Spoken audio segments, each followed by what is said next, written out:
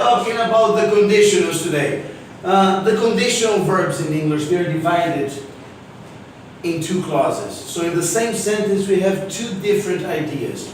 We have the main clause and we have the if clause. They are connected by a conjunction that can be if, when, unless, otherwise, or many other conjunctions. So we have two ideas, the main idea and the conditional idea, the if idea. And we can divide them in the future, in the present, and in the past.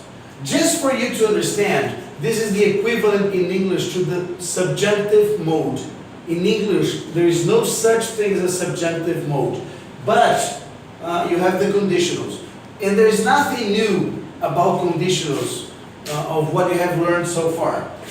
In the future, we're going to use the future simple or might. Or even the future continuous or might. So for example, I will travel, if it's for sure, or I might travel, if there is a possibility that's not yet defined. So, the main clause, I will travel. In the if clause, I'm going to use the present. So, I will travel if I have money. I will travel if I have time. I will travel if I meet my friends. Now, note that this is the future. So we're talking about tomorrow, next month, next week. And it's a very common mistake to use if I will have money. So I will travel if I will have money. But note that this is a bad mistake. It's equivalent to a mix of Joel Santana and Tarzan. Yes? So don't say if I will have money.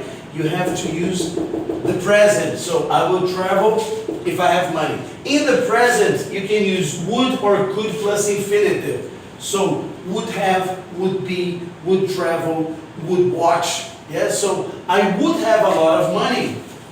And here in the if clause, I'm going to use the past. I'm talking about the present, but I'm moving one tense back. I'm using the past. So I would have a lot of money if I won the Mega Sena. Yes? Note, very common mistake is I would have money if I win the Mega Sena. Yes? This is Joel Santana and Tarzan's English. We use if I win the Mega Sena in the future. Okay? Now note that in the past, you use would have plus past participle.